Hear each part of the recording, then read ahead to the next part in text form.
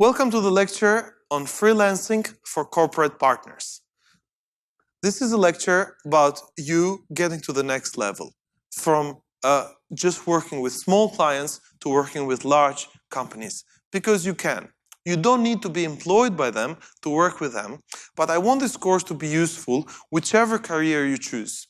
You can choose to to stay as a freelancer and work with small businesses, but you can choose to work for a small company, within a small, for a large company, within a large company, or just partner with them and work together with them. So, I want to start with this picture.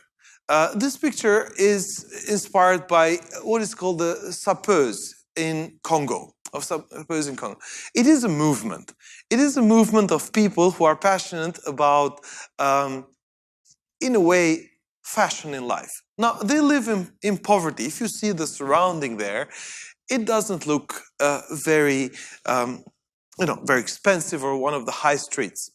Nevertheless, the gentleman is dressed in a way that is very, very elegant. Why he does that? Because he believes that through that, he can be spotted, he can highlight his identity, and that kind of dressing, and there's quite a few people who do that, they can reach out to more powerful, more important people, even to politicians. They become their kind of design inspiration for how they dress, how they live. So in a way, it doesn't matter where you start.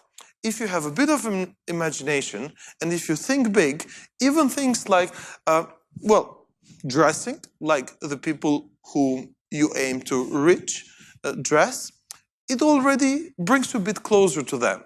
And that is how you can think about reaching out to companies as well, larger firms. Just because you're a small creative business, it doesn't mean you cannot work with larger firms. All you need to do is talk their language, like this gentleman is talking the language of richer people by the way he's dressed. And by doing so, by talking that language, he gains access to those people. And also, he becomes famous because you see the reporters are there to film him. So think about it this way. Content of this course. Careers and freelancing. I want you to think about your career, corporate projects, and then growth opportunities. Careers and freelancing. According to the Creative Industries Federation, there are 12 professions or career choices in creative industries, as shown there. So, you need to think which one you belong to. There is some overlapping between them, so there's no clear cut, and some are more competitive than others. It's also a degree of regional specialization. Certain countries are more specialized in one. For example, there are a lot of video game designers in Finland, for example. There are some fashion designers in Spain, for example. So, and there are some IT professionals in the US, in Silicon Valley, and so on. So some regions specialize in some of these. So think about yourself, think about your surrounding and your environment, the area you work in, and just be conscious of all the others as well. Because after all, in any large project, any big project, if you want to meet the needs of larger corporations, you will have to work with others too. So it's good to know what is out there and what is needed. The freelancer profile. Sometimes when we think of a freelancer, it's someone who lives out of a suitcase, a digital nomad, and you need those things. You need a bicycle, you need a laptop, and you can work from a cafe. You can just work from there. So that is what we imagine sometimes as a freelancer profile. And sometimes that is enough. There are a lot of famous bloggers, travel bloggers. Maybe you know people like Nas, who makes Nas Daily videos, who just travels the world and makes those videos. And we imagine him like someone like that. And how do they fit the corporate style? Suit, tie, formal behavior, and so on. Well, they do, because more and more corporations need creative people, people who think outside the box. So, and you can be one of them. First step, how do you find the jobs?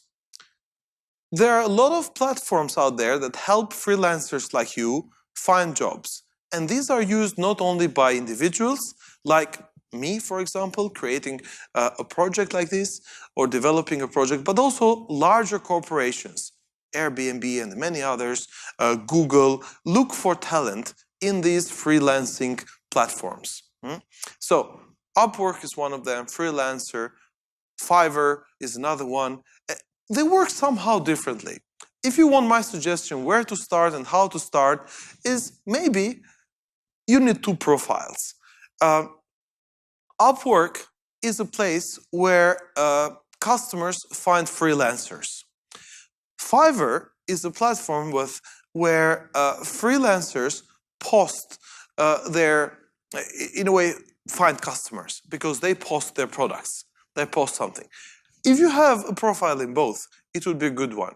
If you already have some creative designs, you've designed some template, a theme for a WordPress website, then Envato Market is the place. But you can look at the others too. If you have some other skills, people per hour can help. For example, if you have skills to do video shooting, well, you can go and that is maybe a good place. So you can find jobs there, and it is up to you how you filter and which kind of clients you want to work with. Getting started. You start by building a profile. So Freelancer gives you some ideas on how you build a profile and all the elements. It is not difficult. It is, in a way, like writing your CV. What is difficult, though, is gaining the first customers. If you're there, it's all based on reviews. If you don't have any review, because you haven't had any client, it is difficult. How do you get over that? One way is maybe you should charge less than anyone else for your work until you have a customer base and you have some testimonials and some reviews, and then you can charge your fair price. The other way, maybe you need to do some things for free.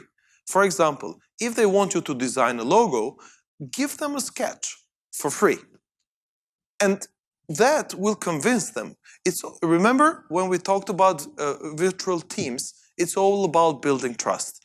If reviews help for you to build trust, or references or testimonials from other clients, but if you don't have that, build trust by offering something for free. Digital commons work, use that principle before you can license out your intellectual property. So have this idea in mind, start small, do something for free, walk the extra mile, and then results will come. You can charge later, you can grow, you can build a team and the company. So this is how you get started. Advice on freelancing. Most important thing, know your key clients. You cannot serve every client. You cannot serve every client. So if you're good at design, you specialize. You specialize on, let's say, illustration. You illustrate characters. Now, who needs characters? Some advertisement need characters, cartoons, or just you specialize. Or video game. You specialize on characters for video games. Well, you know your clients. Video game producers are your clients. And some of them are really, really large, like companies like Blizzard and a few others. Very, very big. So it is very important to know your clients, what they need, how they work, where they are based, which countries. And maybe you want to consider your work style, your working hours that fits those customers. Build a unique identity. What makes you stand out? Why are you different than others? Are you the cheaper? Are you the better? Can you do this? Can you combine maybe design, visual design with sound? Or do you have combined skills? Do you have a team? Do you use the most recent software? What do you do? Do you have a trademark? And maybe that is enough to help you stand out.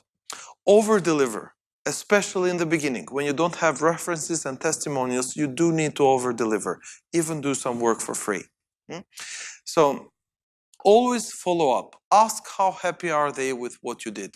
Now, because you are in the intellectual property business or you do creative work, it takes some time for them to like what you deliver and build a relationship with customers.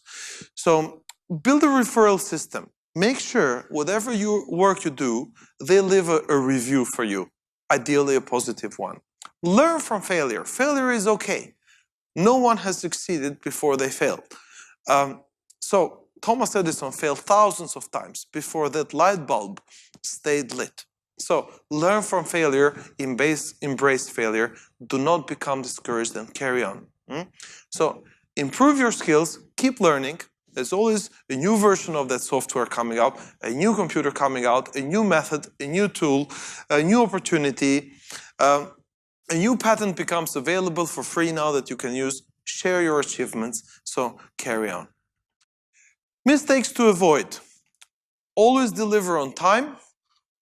Don't charge more later than what you said you will charge in the beginning. Stick to the plan and to the project scope. If you say you will do this, make sure you do that. If you're committed to do that, do that. Be innovative.